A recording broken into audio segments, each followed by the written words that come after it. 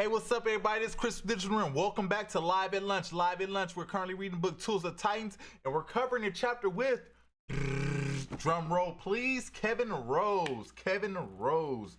We're covering a chapter with Kevin Rose. And who is Kevin Rose? He is one of the best stock pickers of the startup world.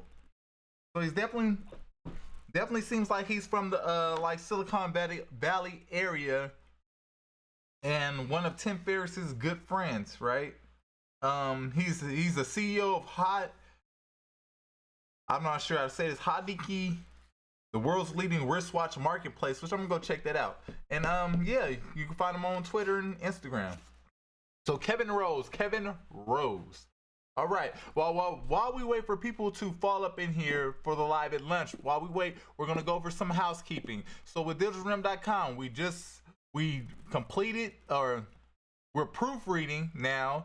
We've rewritten the credit management ebook, which now the credit management ebook was one encompassing book, but now we've broken it up into a series of books, 3 individual books with more details. So one book being, the first book we worked on being how to remove negative items and remove things from your credit report that you don't want to be there. So how you can do that by highlighting inaccuracies and unverifiable information on your credit report. So boom, that highlights that whole process in the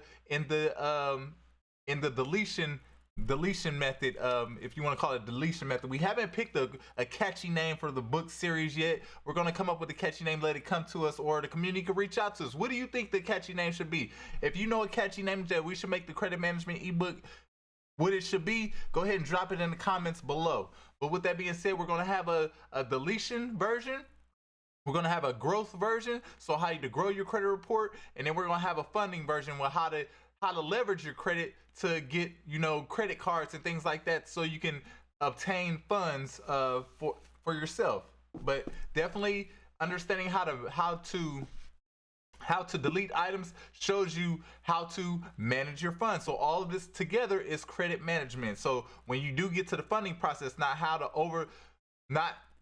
to learn how to not overutilize your credit cards or things like that, like keeping each credit card under 25% utilization, things like that. I don't want to go too far into it because that's the consulting part of Digital Rem. And if you are interested in that, make sure you go to digitalrem.com and make sure you get your membership today, and that gets you access to at least the beginner courses with subject matters like this, and also access to Dream TV, where we share the actual content from our courses. But the only catch is that on Dream TV, everything is shuffled. Everything is shuffled, so you might get 3D production, then you might get a consulting about credit, and then you might get how to start a business course, then you might get a how to do this in Photoshop course, and all kinds of random stuff. But if you want the subscription, there is a tiered subscription where you can access all of the courses in their actual context. So going from a process from A to Z through the signing up as a subscriber on our website at digitalrem.com.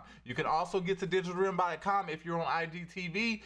If you're on IG Live, you can get to digitalrem.com by going to the link in the bio. Hit the link in the bio, and you will see the buttons where you can select where you want to be. If you want to see Dream TV and see us producing content live and being able to see our screen when we're doing graphics, or even when we're sharing information on our screen, you can see that on Dream TV. You get the full gamut of what we offer, at least visually, what we offer when you watch us on Dream TV. If you're watching us on IGTV, you're limited to, face to face. A little face to face. You don't get the screen, but you get the face to face. But if you catch us on live on IGTV, more than likely you can hit that link in the bio and get access to Dream TV.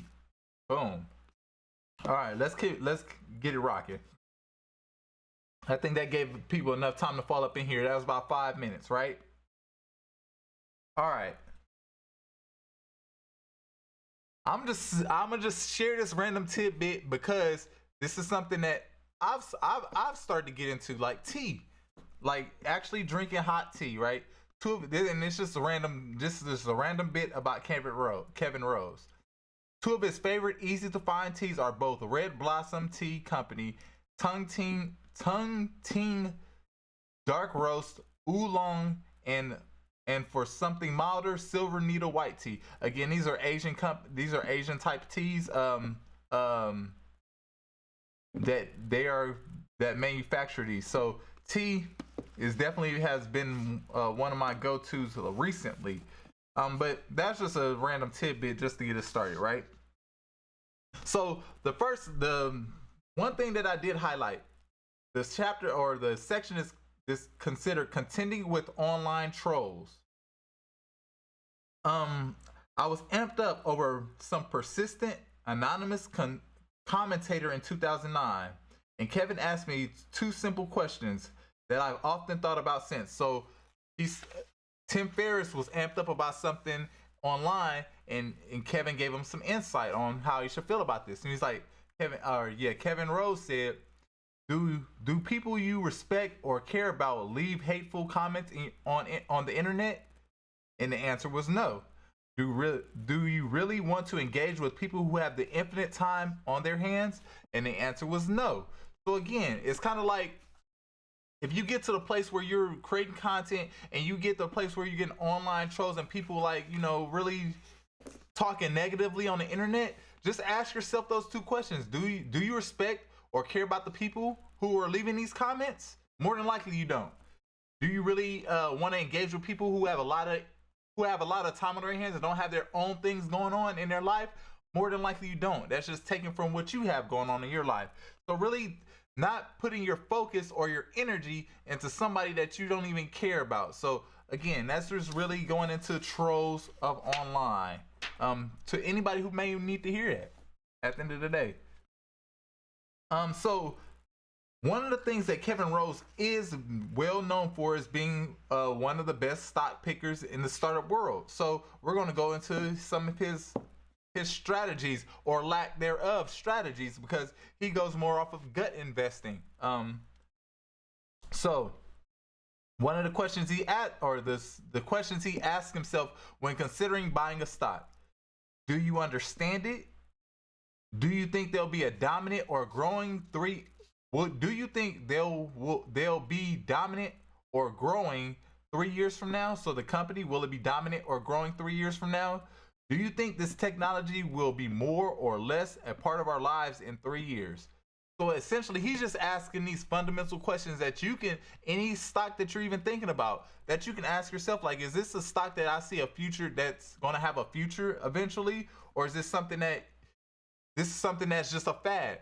I think a lot of people, especially nowadays and age with the stock market kind of going on its, on its trajectory up, a lot of people turned into overnight gurus about what stock options to pick. When at the end of the day, he hit the nail on the head. Do you understand it? Like, do you understand how this works? And if you understand it, do you see that something that people can't live without, if you want to say, but something that you can see people continuously helping this grow by utilizing it, right? Or making this company grow. So I'm gonna just leave that there. I was going to give my perspective as far as I think a lot of people are investing because they're trying to make a quick dollar, not understanding what they're investing in. But I'm going to just keep my opinion to myself, right? So let's continue on.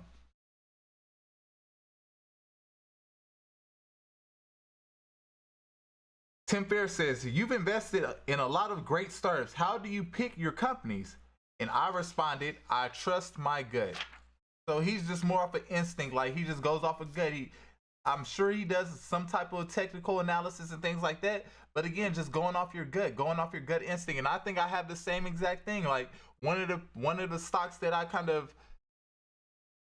I guess if you want to say hold a special place in my heart in a way, not really though, but that I could see growing in the future was AMD, like the semiconductor chips and things like that. Like certain things like that I can see grow, because as long as technology is going to be here, these processing chips are going to be relevant to what we do on a day-to-day interaction. So they're not going anywhere. And things like that, when you just really step back and look at, like, is this valuable? Is this something that's going to be consistent?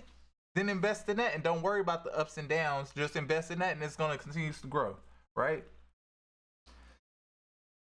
When evaluating a new product, I take a novel feature, not every feature. Okay. I take the novel features, not every feature, and exhaustively play out how they might impact the emotions of the consumer who use them. After that, I take the same features and consider how they might evolve over time. So again, finding these companies and highlighting that one feature that might and then we're going to go into an example real quick, but highlighting that one feature that other consumers might be interested in, like, oh, and then seeing, okay, if they're here now with this feature, where can they evolve from this, and where can they even grow more of the market, like more awareness and more consumers to their brand, like, and just really paying attention to the whole story of the company, right? All right, all right. So I'm gonna read this whole chapter, not chapter, but this whole section, and it'll pretty much solidify what we just read. All right. This type of thinking can be applied to larger industry trends. My colleague and friend was on his was one of the first owners of the Tesla Model S. The second he received the car, he graciously allowed all of his friends to test drive it. What stuck with me the most was not the car, but the sound it made. When he dropped me off, he slammed on the acceleration pedal and whisked up a large San Francisco hill. All I heard was electric swish, hum of acceleration. For me, that was like so many sci-fi movies I had seen growing up. It sounded like the future. A few days later, I remember hearing a large city bus trying to climb that same hill. The diesel engine was rattling and struggling, almost as if it were out of shape, fighting for its next breath. It was clear to me. It was clear to me that while consumer adoption would be slow, with technological advances in energy storage, which is only a matter of time, electrical vehicles would be the future of this industry. These feelings led me to take a position in the company back when it was largely unfashionable. And again, like I said before, there are many things out there that you've noticed that you're like, I could see a future in this. I could see this being a future, even though there are certain hiccups with the technology, like in this example, as far as Tesla, like with the battery life, like, man, I wish the battery life was longer, things like that. Well, as technology advances, the battery life is going to get better and better. So really the core of the idea is there. There's just certain hurdles that needs to be, acknowledged or jumped so they can be even more people start to adopt it. So being able to recognize these things before they even become fashionable, like, oh, this is something that I can see being the future, even though it's currently not fashionable. I can see it being the future, right? And this is one. If people who know me personally know, coming out of college, I worked for a virtual reality company, and he kind of he touches on that subject and kind of where I landed with as far as the virtual reality realm as far as technology goes. For example, the current incarnation of virtual reality gear doesn't pass my test. Units are large, clunky, and require insanely expensive computers to set up is a mess. The experience, while fun, isn't an order of magnitude better than a traditional gaming. So I'm gonna just finish. So as of right now, I've avoided VR investments. At some point, years out, the right mixture of power, size, price, and reality technology will combine into a device that will likely see mass adoption. So again, that's kind of where I ended up. Like, you having to have this powerful computer that has this, powerful processing, more than likely NVIDIA processor, and you have to wear these big bulky goggles and all this stuff and look crazy. It wasn't appealing to the casual user or a consumer. It wasn't very appealing because it's a lot to take on just to experience something. And there's a lot of other factors that fall into that. But again, it's kind of like understanding, like, man, this is flashy. This is or not flashy. This is something that's interesting. This is a new technology, but is there a utility base for it? Is this, practical is the word I'm looking for. Is this practical? And currently it's not practical because it's too big, it's too bulky, it requires too much extra hardware and software. So boom.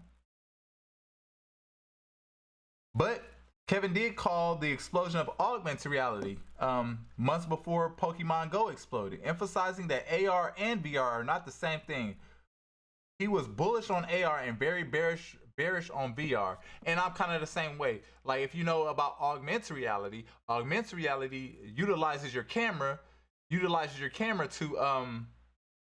to recognize images or recognize objects or things like that, and then overlay graphics over over the cameras, whatever the camera recognizes. So essentially, like this shirt, it can recognize the pattern on the shirt or the image on the shirt, and then have a graphic overlay that portrays some type of graphics over top of the shirt or around me or around the shirt or whatever in a virtual space in a digital reality, right? But it doesn't require you having to put glasses or goggles on or things like that to experience this. You can do it through your phone. You could do it through see-through glasses, because with augmented reality, it relies on your actual reality to activate the actual graphics. With virtual reality, it relies on you just putting two lenses in front of your face, and then it puts you into a world that doesn't necessarily tie into your actual reality, if that makes sense.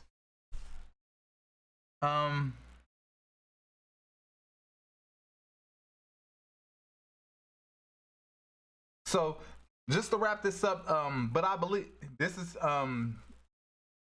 him saying, Kevin Rose that's his name, right? Just double checking Kevin Rose.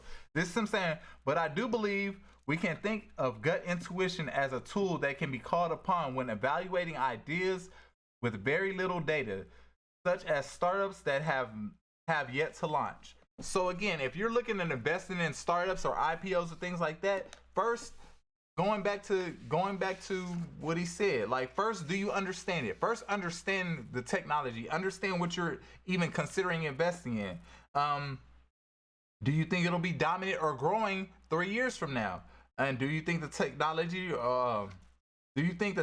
will be more or less part of our lives from 3 years? So do you think it'll go away? Do you think it'll be dominant? And do you understand it? Those are the three things you want to cover, and then go with your gut. If you can cover those three things, like, go with your gut as far as if they, fill in or check those boxes, go with your gut as far as investing in them. But with that being said, I'm gonna wrap that up here. My personal opinion or my personal perspective on this, as far as if you're investing in stocks or investing in companies like that, the key to that whole thing was understanding the company.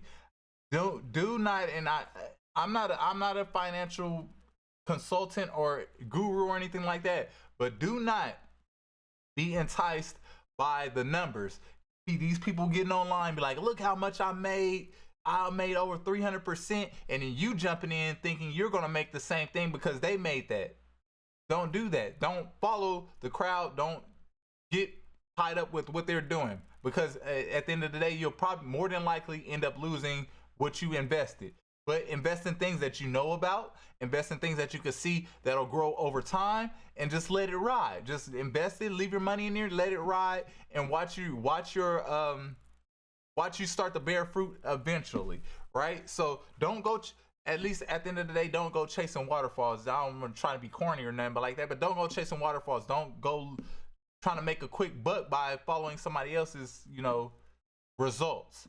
But with that being said, I hope y'all enjoyed this live at lunch today. Hopefully y'all are already doing that one thing, but like I always say, do that one thing that takes you closer to your goals. My wife just said that sounds familiar on here. Yeah, it does sound familiar, but do that one thing that takes you closer to your goals today. I guess I have to kind of explain why she says that sounds familiar, because it might sound like something different. So let's clarify why that sounds familiar. Because like I said in the previous part of the whole live at lunch, that I came out of college working for a virtual reality company. Where we made virtual reality scenes and content, and experiences. We made these things, and this is a good 3 to 5 years of my life, like creating this.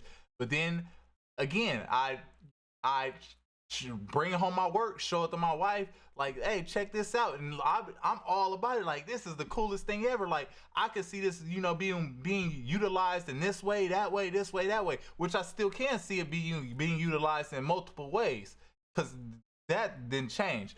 But when I presented it to my wife, she's like, why do I going back to the thing, like, why do I gotta wear these big glasses? I can't even see anything. Like, I don't like not being able to see where I'm at and stuff like that. I'm like, and I'm just taking that in, like, that makes sense.